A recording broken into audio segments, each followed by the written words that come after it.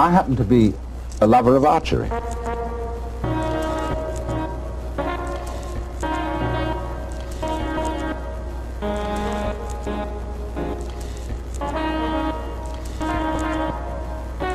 But I don't like archery for killing things. I like it as a sport.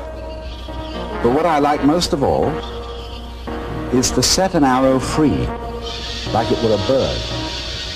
You know, when he gets far up in the sky, whee! You watch it. And it suddenly turns and drops. What is it that fascinates us about that? Because it's not useful. It doesn't really achieve anything that we would call purposive work. It simply is what we call play.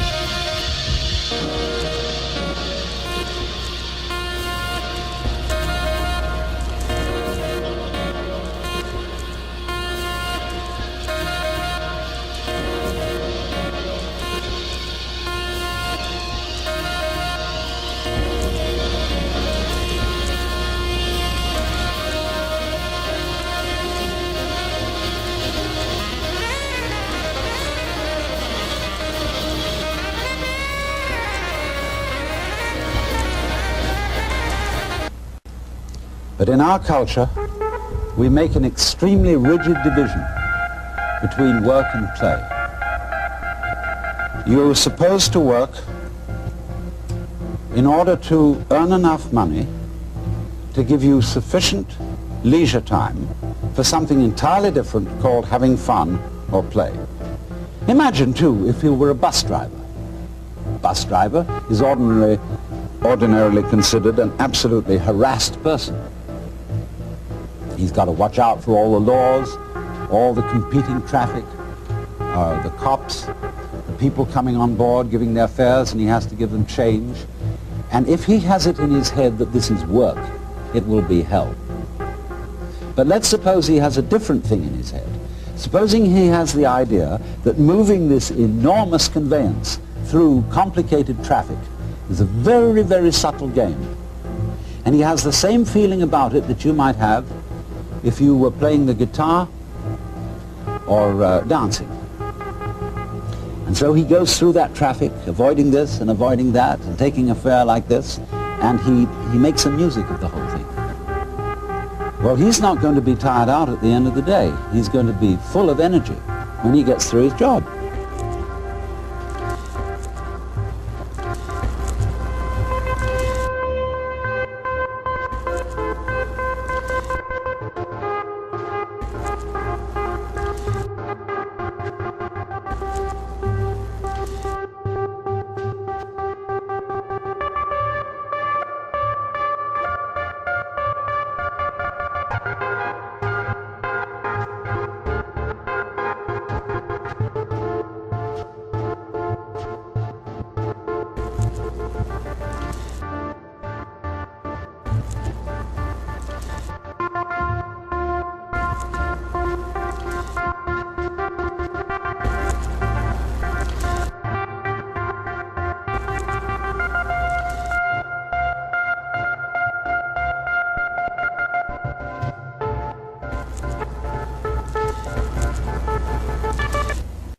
The art of washing dishes is that you only have to wash one at a time. If you're doing it day after day, you have in your mind's eye an enormous stack of filthy dishes which you have washed up in years past, and an enormous stack of filthy dishes which you will wash up in years future. But if you bring in your mind to the state of reality, which is, as I've pointed out to you, only now, this is where we are. There is only now. You only have to wash one dish. It's the only dish you'll ever have to wash, this one. You ignore all the rest, because in reality, there is no past and there is no future. There is just now. So you wash this one. And instead of thinking, have I got it really clean, as my mother taught me with an angry voice, that I had to get every little scrap off it, and she got angry at you. Instead, you turn the cleaning movement into a dance.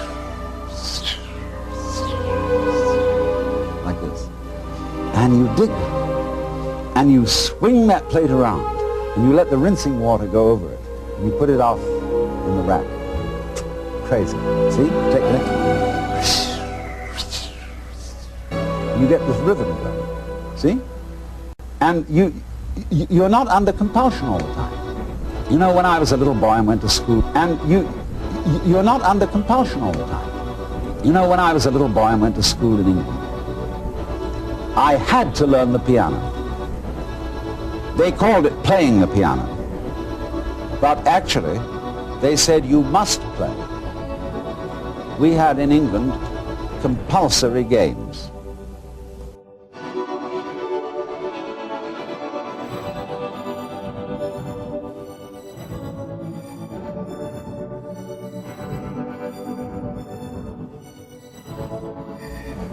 They used to post notices on the bulletin board in the school where I went to. It said, this afternoon everyone will go for a run.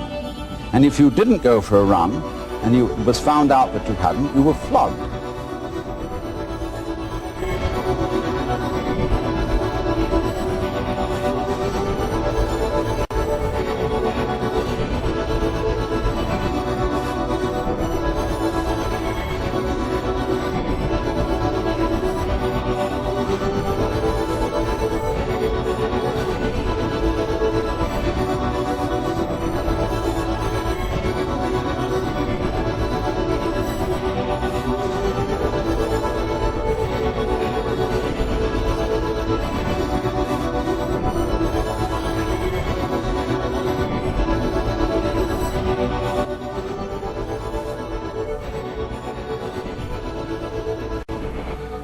So we went running. I remember one day I was out on a run and I was trying to enjoy myself because I was running on the balls of my feet, dancing along. And a fellow came up behind me who was running on his heels. He was jogging. And he was going clump, clump, clump, clump, clump, clump, clump, clump. And I said to him, what's the matter with you? You're running on your heels. And you're jarring your whole body all the way through. Okay, but he stuck to it and he became the champion long-distance runner of the school. But he didn't enjoy it, it was work. And all he enjoyed was the suffering that he endured that made him feel that he had really contributed to the human race because he suffered so much. He identified his existence and his worth with his suffering. Now, really great runners dance when they run. They don't necessarily follow a straight course. They may weave.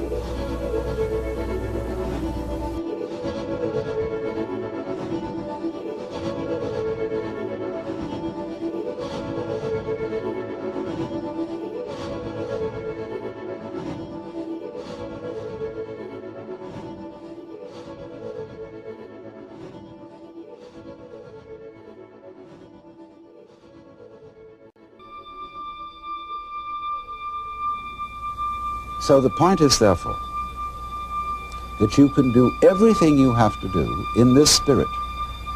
Don't make a distinction between work and play. Regard everything that you're doing as play, and don't imagine for 1 minute that you've got to be serious about it. Let's take, for example, the rest of the world, other than ourselves. Think for a moment. What are vegetables doing?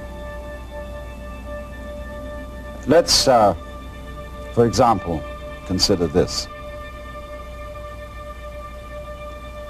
And what's it all about? I mean, it serves us, human beings, by being decorative, but what is it from its own point of view? See, because here is this stalk, and all these leaves come out, ka-ching, ka-ching, ka-ching, ka-ching, ka-ching, ka-ching, all that stuff, then whoops, it goes into this. And then it goes into flowers in the end, you see, and they go kitty, kitty, kitty, kitty, kitty, kitty, kitty, kitty, all around. And I look at the thing, and it's like a symphony. It's just like Bach doing a fugue, with all the different movements going, And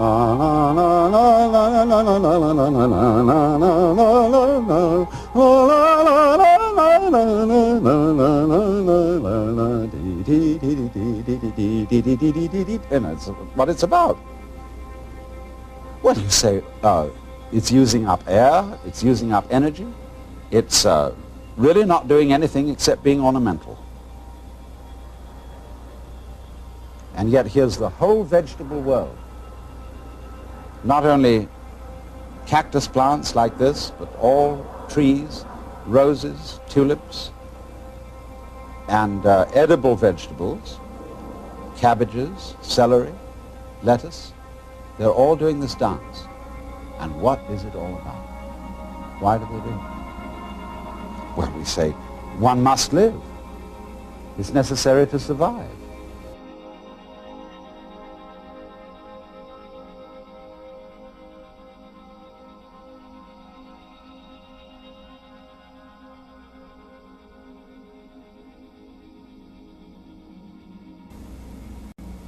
You know, you really must go on. It's your duty. It's your duty to your children. But you see, the thing I feel is if you bring up your children that way and tell them that they ought to be grateful to you because you're doing your duty towards them, they will learn to bring up their children in the same way, and everybody will be depressed. There really is no necessity to go on living.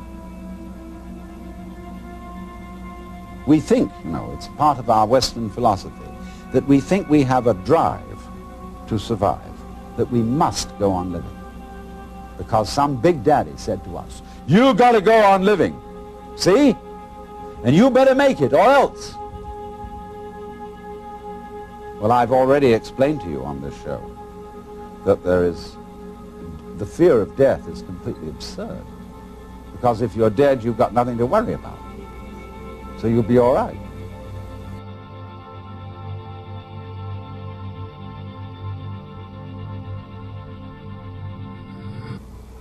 So in the same way, you must not, no, I don't want to use that word, must not. Because I'm not trying to talk to you as an authority, I'm trying to talk to you as somebody who's opening your mind up, a helper, not a father figure. This thing here, this plant, I'm quite sure it doesn't say to itself, you ought to go on living. You've got an instinct to survive, which is something other than yourself and which you have to obey. See, I don't think of my own instincts as drives, which is the proper psychological term for them nowadays. I think of my instincts as myself. I don't say, excuse me, but I have an unfortunate desire to reproduce myself, and therefore I'm sexy, and would you please accommodate me? I don't say, excuse me, but I have to eat, and really it's absolutely necessary that I eat. I say, on the contrary, hooray! I am this desire to make love, and I am this desire to eat. It's not something else that pushes me around, it's me. Well, all right, but it doesn't have to go on. I don't feel so compelled that if it were to stop, well, if it were to stop, if I would be killed, that would be another scene. That would be a different form of the dance. If I'm in pain, people say, don't scream, don't cry. Because screaming or crying is a perfectly natural reaction to pain. When a baby is first born, they cut the umbilical cord and somebody smacks it on the bottom. And the baby, yeah! See? That's the first thing in the world. There is in Zen Buddhism a koan, which says that when the Buddha was born, he suddenly stood up and announced, above the heavens and below the heavens, I alone am the world omnipotent. Well, everybody would say that was an extremely proud thing to say. So they give this to students of Buddhism as a problem. How could it be that the Buddha, as a little baby, was so proud as to make this pompous statement when he was born? And if you understand the problem correctly, you answer.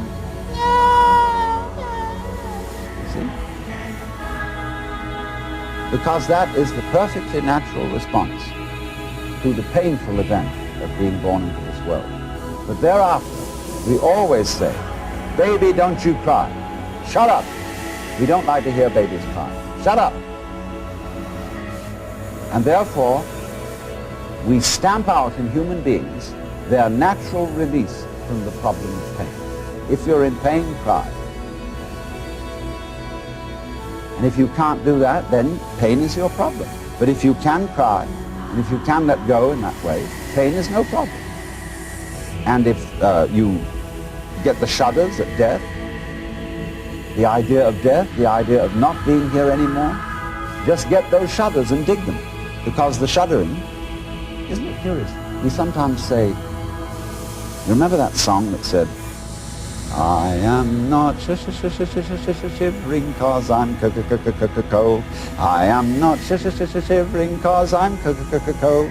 I am not shivering cause I'm cold. I am just shivering with delight. You know, when we get the shivers of delight.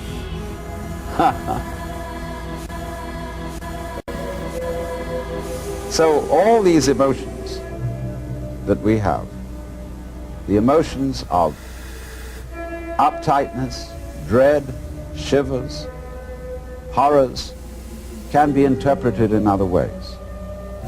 But we interpret them in a negative way so long as we are under the sense that you absolutely must go on living. Now you see, living, like this plant, is something spontaneous. In Chinese, the word for nature is zhiran, which means that which happens of itself, not under any control of an outside boss. And they feel that all the world is happening so of itself. It's spontaneous. And so you stop this spontaneous flowering of nature cold if you tell it you must do it. It's like saying to someone, you must love me. Well, it's ridiculous. If I were to ask my wife, darling, do you really love me? And she says, I'm trying my best to do so. That's not the answer I want. I want her to say, I can't help loving you. I love you so much I could eat you. And that's what the plant feels in growing. It doesn't feel that it must grow. It's not under orders. It's not a military chain of command. It does this spontaneously. So that when you try to command the spontaneous process, you stop it. It's like saying to someone, now, be unself-conscious. You know, there's a belief in India that if you think of a monkey while you're taking medicine, the medicine won't work. So therefore, when you take your vitamins or next pills, try not to think of a monkey. See? And that will completely tie up the spontaneous process, and it won't work. So all the things that we say to our children, like, well, you must have a bowel movement every day after breakfast. Try, darling, to go to sleep. Stop pouting. Take that look off your face. Oh, you're blushing. Make you feel guilty about blushing. See? All those things are attempts to say this one thing. Darling, little child, you are required to do what will be acceptable only if you do it voluntarily. And everybody on this account is completely mixed up. Because we are trying to force genuine behavior. We all admire artists when we say they're unself-conscious. They seem so natural. They seem to dance or paint or talk or play the piano so effortlessly. Of course, a lot of work has gone into it.